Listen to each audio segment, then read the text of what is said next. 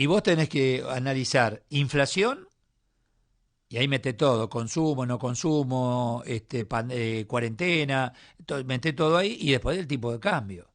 El tipo de cambio que tenemos, el empresario, comercio, industria, servicio, te van a congelar hasta cuándo.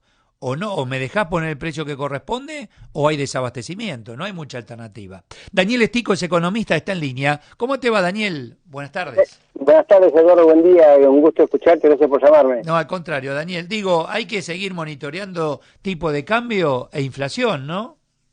Sí, te agregaría y reservas, ¿no? Esos Ah, son claro, los claro. tres indicadores que hoy sustituyen el indicador de riesgo país, porque hasta que empiecen a cotizar los nuevos bonos, no vamos a saber realmente cuál es el nivel de confianza de los inversores que te marcaba en alguna medida ese índice de riesgo. Ujú. Y vos sabés que el viernes salieron los datos de expectativas de mercado, y las expectativas del mercado es que la inflación mensual viene en ascenso. O sea, por un lado mostró la contradicción que la tasa interanual diciembre-diciembre va a ser todavía desacelerando un poquito. Estaba en 55, fue a 47, terminó en julio en 42, ahora estiman que diciembre va a bajar al 37. Y escuchaba a Redrado el fin de semana, para el año que viene hablan de un 50% de inflación.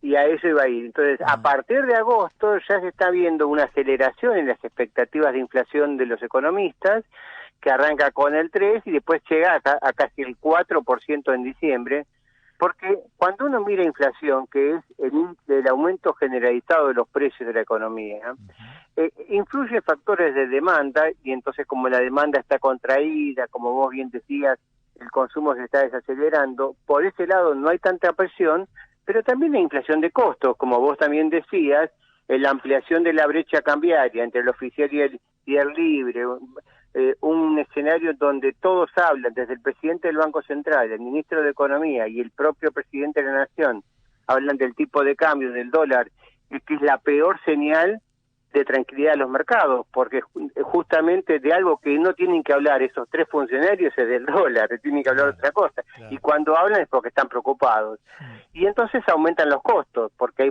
la Argentina depende tanto en insumos como en la elaboración de muchos productos básicos, de productos importados, y si el tipo de cambio aumenta, o le metes restricciones a las importaciones, o metes trabas, etcétera, eso va a los costos, y para peor, el fenómeno de la pandemia, cuarentena, que te obliga a todo el mundo, industrias, comercios, etcétera, a tomar medidas preventivas que son costosas. Y Ujú. entonces vendés menos, tenés más cargos costos fijos y encima tenés más costos variables porque esos protocolos de que están bien estructurados de prevención del COVID te complica las ganancias de las empresas. Y si el gobierno te pone con precios máximos, se hace un cóctel explosivo que finalmente se refleja en los precios.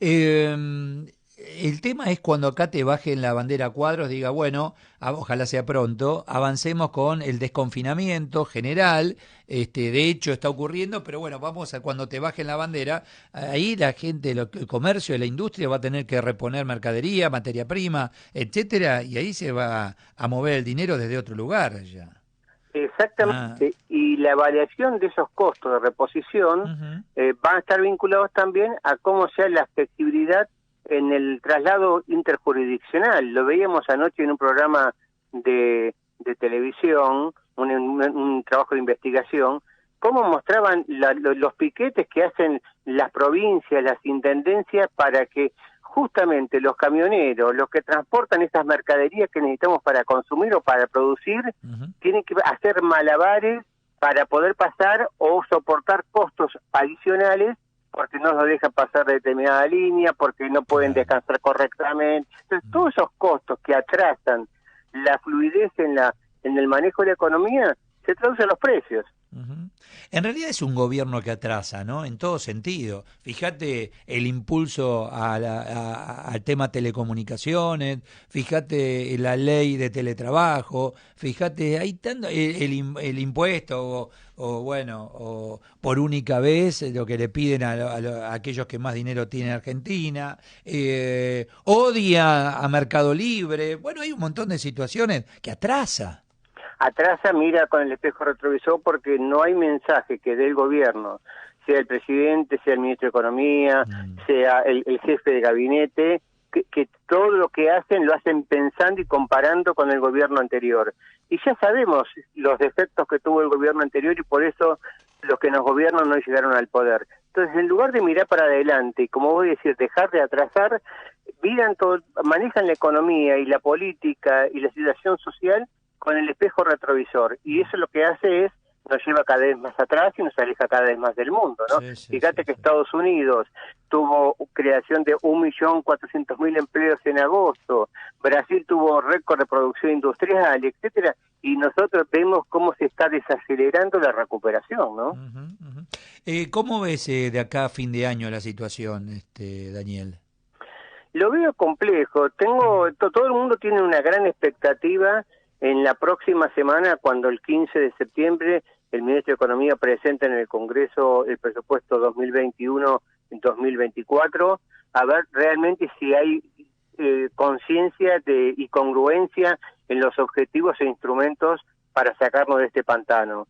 Pero es más una expresión de buenos deseos que de señales concretas. Fíjate que lo que está pasando con el tipo de cambio, que ahora el Banco Central se va a endeudar para regular el mercado de cambios, es como vos decís, es una economía que atrasa, son películas que ya la vimos y que lo único que hacen es postergar una solución más saludable. Y la solución es lograr consensos, llamar a un acuerdo económico-social con todos los actores, sindicatos, empresarios, el propio gobierno. Hace 6 meses que venimos pidiendo esa reunión, pero me parece que nunca va a llegar. Claro, y la señal tiene que ser, ¿cómo hacemos para generar empleos, para recuperar normalidad?